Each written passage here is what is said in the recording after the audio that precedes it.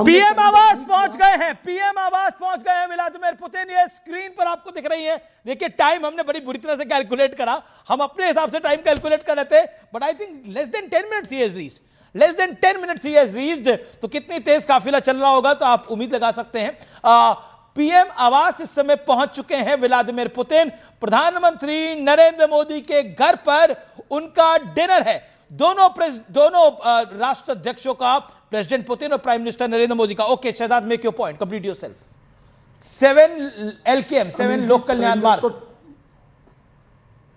अमीश जी, surrender करते तो 2 MMT से 90 MMT तेल नहीं पहुंचता रशिया से। अगर सरेंडर करते तो कांग्रेस ने जो बोला था, मैंने एक सवाल पूछा उसका आपने जवाब नहीं लिया। कांग्रेस ने 2022 में बोला रशिया के खिलाफ वोट करो यूनाइटेड नेशन में। क्या S-400 मिलता?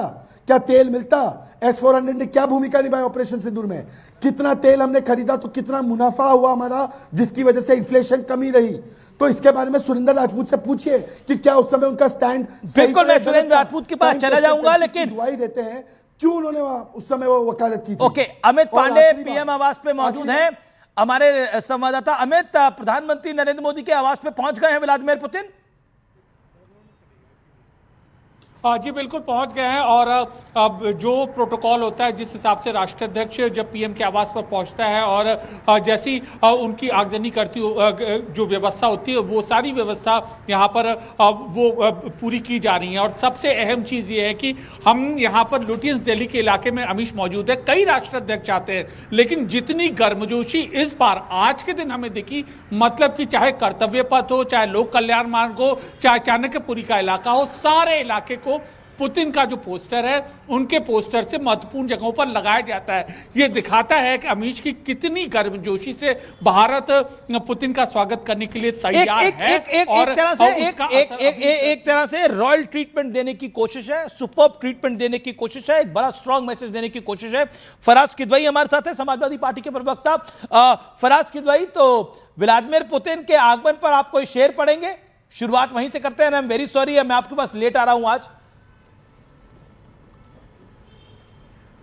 मैं पढ़ दूंगा। मैं सोच के तो नहीं आया था कि शेर पढ़ूंगा, लेकिन अब क्योंकि आपने अमीश जी बोला है तो हिस्टोरिक डे फॉर इंडिया के बीच में जो ये प्यार, हाँ, जो प्यार चल रहा है, तो उस पर शेर है कि ये इश्क नहीं आसान, बस इतना समझ लीजिए एक आग का दरिया है और डूब के जाना है। देखिए अमीश जी, समाजवादी पार्टी की तरफ से हम पुतिन साहब का खैर मकदम करते हैं, उनका इस्तकबाल करते हैं। And Mr. Putin, if you are listening to me, we welcome you on behalf of the third largest political party of this great nation. दो चीजें हैं अमीश जी। एक तो शहजाद भाई ने अभी बोला कि साहब इंडिया से जो ऑयल इंपोर्ट हो रहा है उस पर कोई फर्क नहीं पड़ा है। तो ये द हिंदू की आज की ये स्टोरी है और काफी बड़ी स्टोरी है।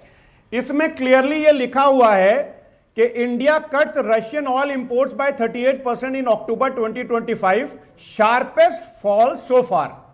तो ये तो साहब तेल की कहानी है। कर्नल दानवीर जी की मैं बहुत रिस्पेक्ट करता हूं, इन्होंने अभी बहुत अच्छा स्टेटमेंट दिया कि देखिए जहाज सामने खड़ा हुआ है। कर्नल साहब, ये जहाज पहली बार भारत में नहीं खड़ा हुआ है, ये जहाज 6 बार खड़ा हो चुका है। और आपको मैं बता दूं कि रशिया के प्रेसिडेंट और भारत के प्राइम मिनिस्टर्स के बीच में पिछले 26 सालों में this is the 3rd annual summit जो कि आज ये शुरू हो रही है। और ये कब शुरू हुई थी अमीश जी? 70 साल पहले यूएसएसआर के 2 टॉप लीडर्स भारत आए थे। एक थे निकोलाई बुल्गैनिन और दूसरी थी निकिता खुरुश्चोव, और यहां 19 दिन के लिए आए थे। मैं डेट भी बता देता हूं आपको, 18 नवंबर से 30 नवंबर 1955 तक, और फिर 7 नवंबर से लेकर के 14 दिसंबर 1955 तक। और इसकी जो शुरुआत हुई, शुरुआती दिनों में अमीश जी, जो हमारे यहां भिलाई स्टील प्लांट है, जो IIT बॉम्बे है, ये सब रशिया के कोलैबोरेशन से ओके शहजाद कुछ ऐड करना चाहते हैं? बात सुनिए, पूरा करने दीजिए। अरे सर पूरा कर लेने नहीं सर, देखिए आज इंपॉर्टेंट डे है, इतना समय नहीं है मेरे पास। ओके 30 सेकंड दिखा देते हैं जरा से। ओके। हाँ, और कुछ साल बाद HAL ने टेक्नोलॉजी ट्रांसफर के साथ मिग एयरक्राफ्ट बनाना शुरू किया, और ये NDA की सरकारों में नहीं, ये कांग्रेस की सरकारों में हुआ है। और शहजाद भाई, चलिए। आप अमीश। एनडीए रूल्ड स्टेट, ठीक है, ओके फराज किदवई, आपका ऑडियो में डाउन कराऊं। ओके चलिए। शहजाद 30 सेकंड। अब अमीश, अभी देखिए अमीश जी, जब केवल पढ़ के आ जाते हैं बिना बुद्धि लगाए, इन्होंने बोला आई थी निकिता क्रुश्चेव। निकिता क्रुश्चेव मर्द था, निकिता क्रुश्चेव मर्द था, नाम निकिता पढ़ लिया तो उनको लगा कि महिला है। अब क्या बताएं, कितना तेल हम रशिया से खरीदते थे 2014 से पहले, बताइए ना आंकड़ा। और 2020 के बाद, 2021 के बाद हम लोगों ने बढ़ाया इसको खरीदना, और आज कितना खरीद रहे हैं जरा बताइए ना, पूरा आंकड़ा बताइए। दूसरी बात, आपकी best friend for ever Congress क्यों बोल रही थी रशिया के खिलाफ वोट करो? अगर करते तो S-400 देते क्या? आज पुतिन जी आते क्या? और तीसरी बात, सरेंडर क्या होता है? यहां पर गौरव आर्या बैठे हैं, 71 में हमारे पास 90,000 से ज्यादा प्रिजनर ऑफ वॉर थे, क्यों नहीं लिया पीओके? क्यों नहीं लिया करतारपुर? अरे 50 हमारे जो प्रिजनर ऑफ वॉर थे वो नहीं ले पाए। 68 में 868 स्क्वायर किलोमीटर हमने पाकिस्तान को दे दिया। ओके सुरेंद्र राजपूत को शायद 1990s में न्यूक्लियर टेस्ट रोक लिया। सुरेंद्र राजपूत देखिए, दो चीजें बड़ी स्पष्ट हैं। जब भारतीय जनता पार्टी के नेता प्रवक्ता फिजूल की बातें करते तो बड़ी हंसी आती। तेल हम उस समय रूस से इसलिए नहीं ले रहे थे कि रूस से लाने में तेल महंगा पड़ता था और अंतरराष्ट्रीय प्राइस बराबर थे। 21 में रूस ने तेल हमको यूक्रेन वॉर के कारण सस्ता देना शुरू किया, इसलिए हमने सस्ता तेल, उसके ऊपर ऑयल इंपोर्ट बढ़ाया। उससे पहले हम ईरान से ले रहे थे। तो सच बात यह है कि ये तो या तो पढ़ लिख करके आया करो, और नहीं पढ़ लिख करके आते तो कांग्रेस से ट्यूशन ले लिया करो। दूसरी बात, जो आप क्या नाम वहां से निकिता क्रुश्चेव को कब कहा इन्होंने, फराज किदवई ने, कि वो महिला थे? मैंने तो आपको पहले बताया कि क्रुश्चेव से लेकर ब्रेजनेव से लेकर के गोर्बाचोव से लेकर के व्लादिमीर पुतिन तक इतने राष्ट्राध्यक्ष यहां पर आए।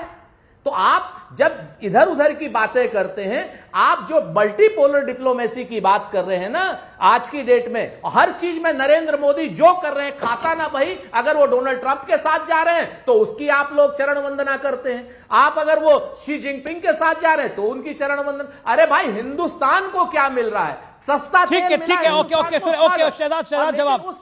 ये आप 5 तस्वीरों में देख रहे हैं पुतिन के भारत दौरे की 5 तस्वीरें आप देख रहे हैं, महत्वपूर्ण तस्वीरें। ओके शहजाद।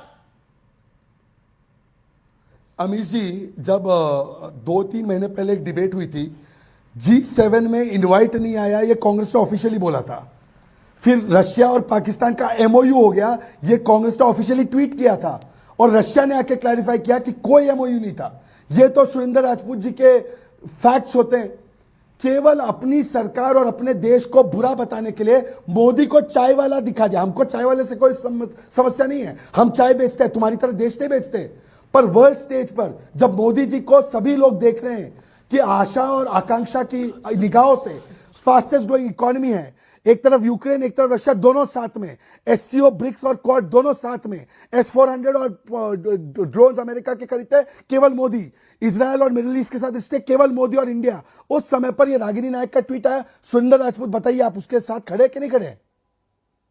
सुरेंद्र राजपूत, दो चीजें बड़ी स्पष्ट हैं। चाय बेचते बेचते जो लोग देश बेचने लगते हैं, जो लोग रेल को, तेल को, भेल को, सारे PSUs को बेचने लगते हैं, जो लोग बैंकों को बेचने लगते हैं, जो सारे के सारे एयरपोर्ट्स को बेचने लगते हैं, वो आज की डेट में हमको बाकी चीजें ना सिखाएं। सतीश के सिंह कुछ कहना चाहते हैं? एक सेकंड। सबसे बड़े सेल्समैन अगर कोई है तो नरेंद्र मोदी है। से बोल रहे हैं, हमसे क्यों बोलवा? जी सतीश के सिंह।